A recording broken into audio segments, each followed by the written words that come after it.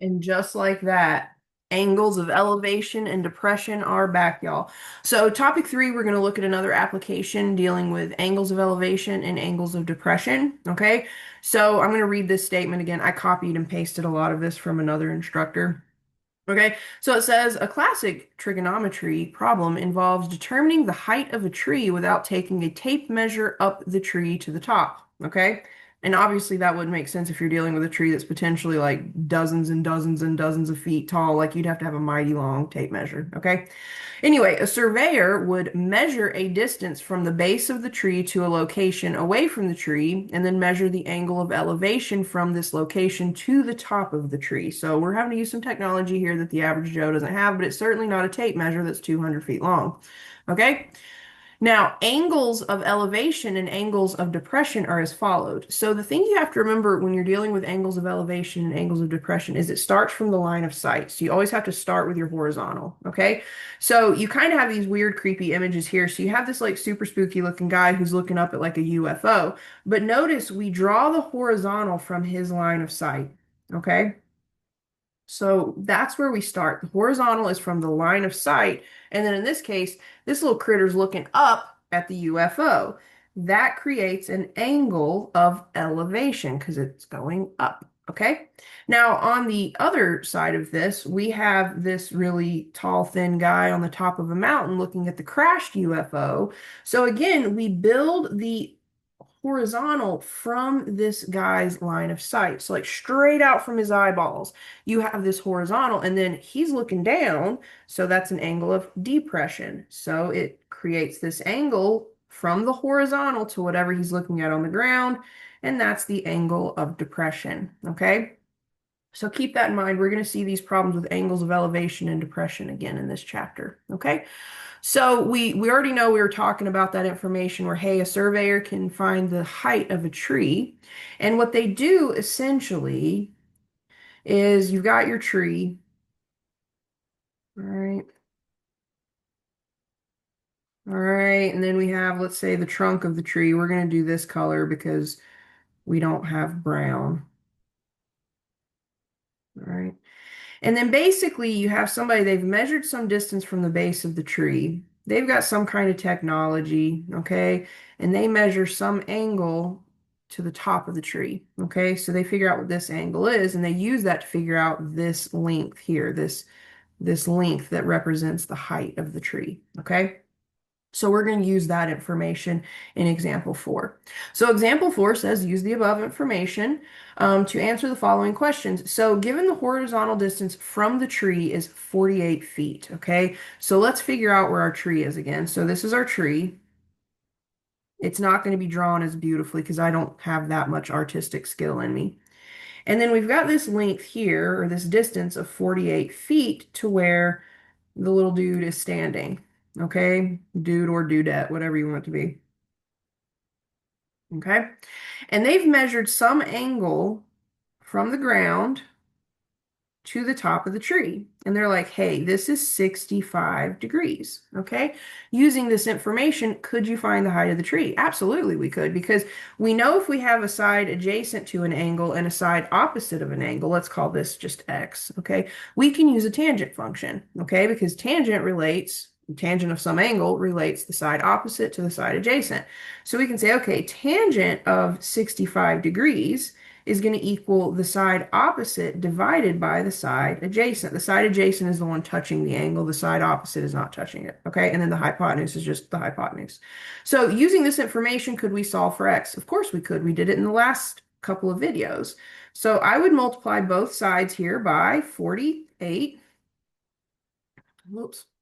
Ah, there we go. On the right-hand side, the 48's just divide out to be 1, leaving me with just x. So I end up with x equals 48 times tangent of 65 degrees. And that's something that we can do on our calculator. Now, you are definitely in degrees, so when we go to the calculator, make sure you're in degree mode. So I can see here I'm in degree mode. If you're not, switch. So I need to take 48, multiply it by tangent of 65 degrees. And I get, if we round, do I have directions? I don't really specify. Let's just go one decimal place here. So let's say that this tree is 102.9 feet tall. Okay. Well, 102.9 feet tall would be the height of this tree. Okay, great, wonderful. But if we mosey on over to part B, we're like, hey, let's make this more realistic. Okay, now is this surveyor taking this angle from the ground, or is this surveyor taking this angle from its device, whatever its technology is called? I don't know what the name of it is, nor do I care. Well, it wouldn't make sense to have this angle measured from the ground. It's going to be measured at like eye length or maybe chest length or something like that, or chest height is what I'm saying.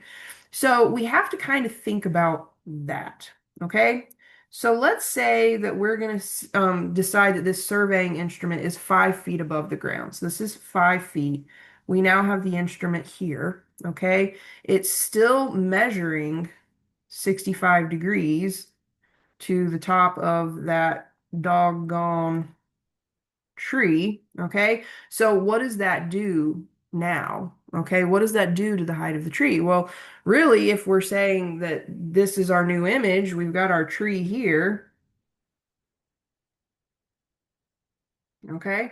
Well, what's happened? If we still had that degree measure of 65 degrees, okay, it would just basically add 5 feet to the height of the tree. Okay, so again, it wasn't logical that this guy was, or this girl was taking this measure from the ground. They were probably taking it from about here. So let's say, hey, they were taking it from about 5 feet up. Okay, so the accurate way to think about this would be like, well, we're not using this instrument on the ground, we're using it, in our hand some way. So this tree's probably a little bit taller than we first estimated. So we're going to say x plus 5 is the height of the tree. So we would get 102.9 plus 5, which is 107.9 feet. And this feels a bit more reasonable. We're thinking this tree is probably a little bit taller than we originally estimated in part A. Okay? Great. Now let's talk about part C. Okay, so part C says, what is the distance from the survey point to the top of the tree? Okay, so let's draw this picture here. So we want to know this length right here. Okay. Well, this length right here is kind of like the hypotenuse that we're dealing with, okay? So do we have enough information to find this? And the answer is, of course we do. We know this length right here is 48 degrees, okay? Or 48 degrees, 48 feet. We know the different trig functions. So is there a trig function of some angle, 65 degrees in this case, that relates a side adjacent and a hypotenuse? And the answer is absolutely. Cosine relates adjacent side and the hypotenuse, right? Okay, so let's do that. Let's figure out what cosine of 65 degrees would be. Well, it's going to be the adjacent side, which we know is 48 feet, divided by the hypotenuse, which is just at this point C. So that's what we're going to solve for. So let's multiply both sides by C. On the right, the C's just divide out to become 1. So I get C times cosine of 65 degrees equals 48. Well, what would I do to get my C alone? I would just divide both sides by cosine of 65. Remember, cosine of 65 degrees is just a number. So we divide both sides by cosine of 65 degrees. And we finally get that C equals something when we scoot over to the calculator. So we're doing 48 divided by cosine of 65 degrees. So I'm going to do that fraction template. So alpha y equals, and our numerator was 48, and our denominator is going to be cosine of 65 degrees. Make sure you're in degrees if if you've switched at any point. And we get, let's round this to one decimal place. We're going to get 113.6. So let's go back to our worksheet, and we're going to say that this is 113.6 feet. And remember, that was kind of the diagonal from where you are to the actual top of the tree. What is that distance? Okay, it's 113.6 degree or 113.6 feet. Okay. Now, part D says use a different method. Okay, so use a different method from part C to find the distance from the survey point to the top of the tree. Do we have this ability? Well, of course we do. Okay. We can go back up here. All right. So we know that the height of the tree when we were, or the height, we'll say, not really of the tree, but the height of the tree minus this 5 feet right here. We know that this length right here is 102.9 feet. Okay. We also know this distance from the base of the tree to the surveyor is 48 feet. And we know the Pythagorean theorem. As long as we have two sides of a right triangle, and we have essentially created a right triangle, okay? We know that if we have a right triangle and we have two sides on that right triangle, we can use the Pythagorean theorem to find the third. Okay, so we're going to use 48 as one of the legs, and then we're going to use 102.9 as the other leg. Okay, so we know if we take a squared, add it to b squared, it has to equal c squared. Okay, so instead of like typing out all these crazy numbers, let's just go ahead and take the square root of each side, and we could say, hey, c is just going to equal the square root of 48 squared plus 102.9 squared, and we can just type it all into the calculator at once. Let me make sure I have it written down somewhere so I don't forget it before I leave this screen. Okay, so we're going to take the square root of 48 squared, and we're going to add to that 102.9 squared, and we're expecting to get something pretty close to 113.6. So let's see what we get. And we get 113.54, pretty close. And this is just a good example of that round off error. Somewhere in here when we rounded, it's like that error is sort of compounding itself. So you're going to get slightly different answers, but nothing to be too alarmed about, because the difference between 113.57 and 113.53 isn't going to matter at the end of the day when you're just talking about the height of a tree.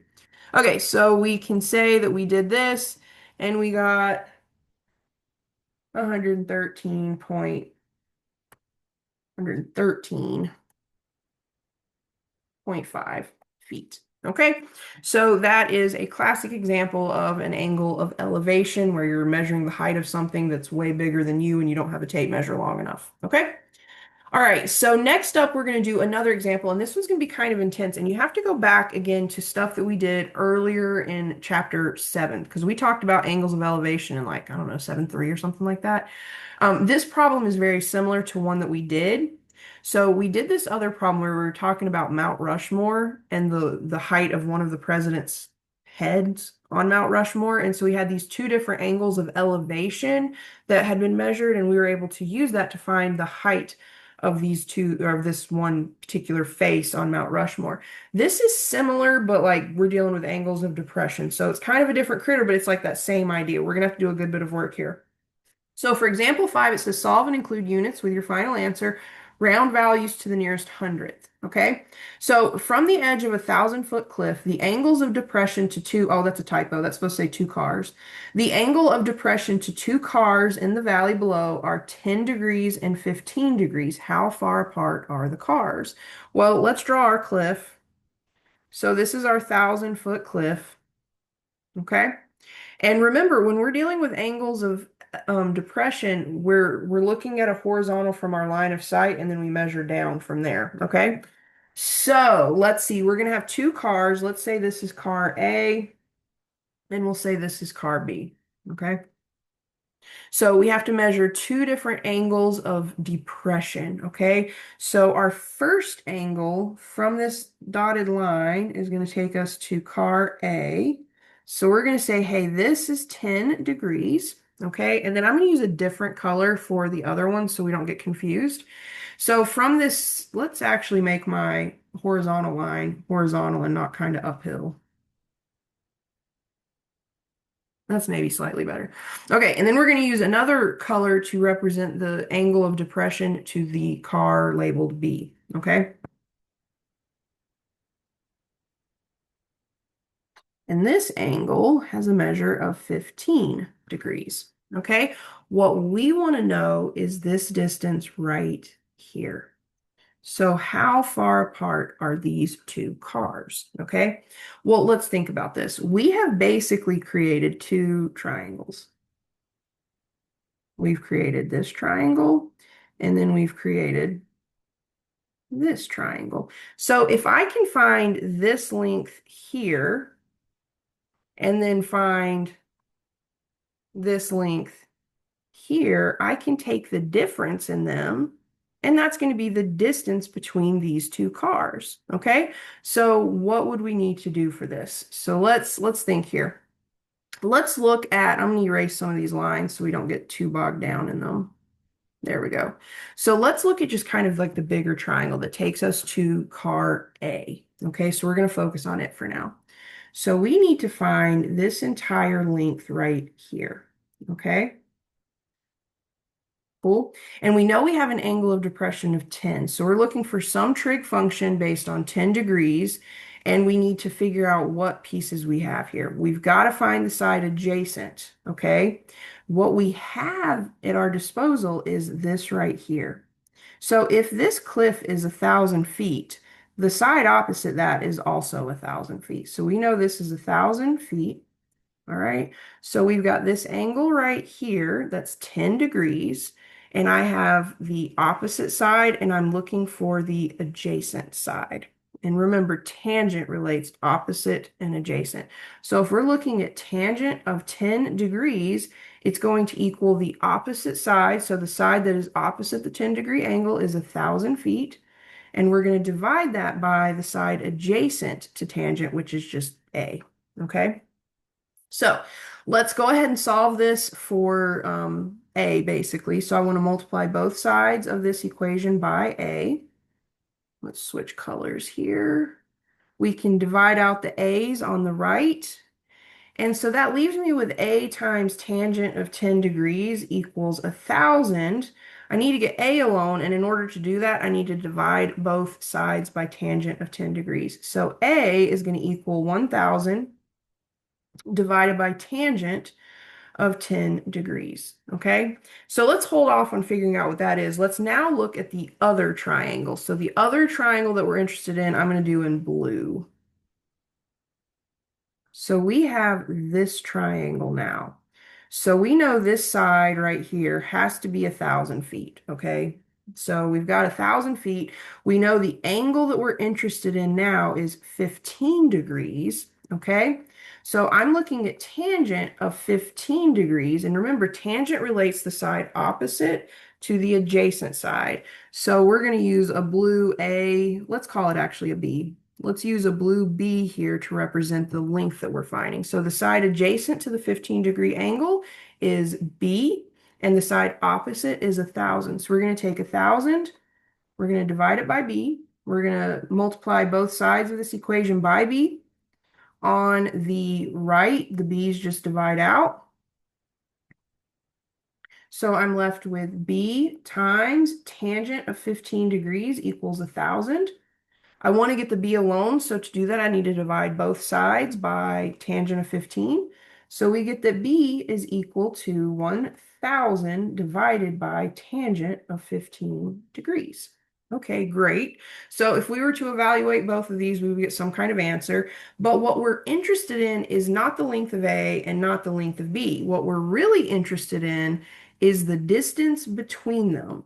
So if I find the length of A and I subtract the length of B, I'll get this distance that's in red.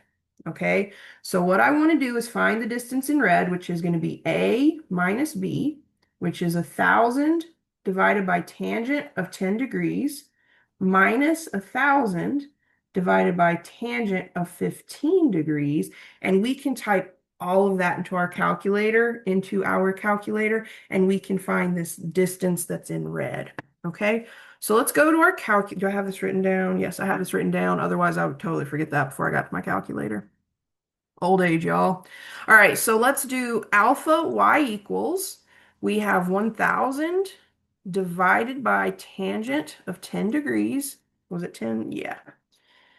And then we're going to subtract alpha y equals 1,000 divided by tangent of 15 degrees. And we get 1,939. Let's go two decimal places. So we get 1939.23.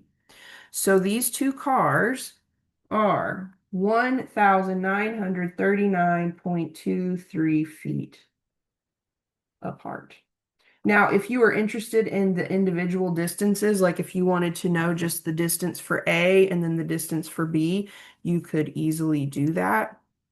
So if we go back to our calculator, if I did alpha y equals 1,000 divided by tangent of 10, that was angle, or that was the side A, the longer of the two.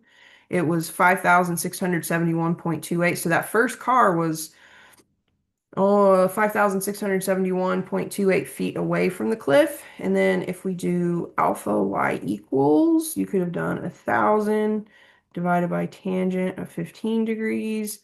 And the second car that was closer to the cliff was 3,732.05 feet away from that cliff. So there you have it.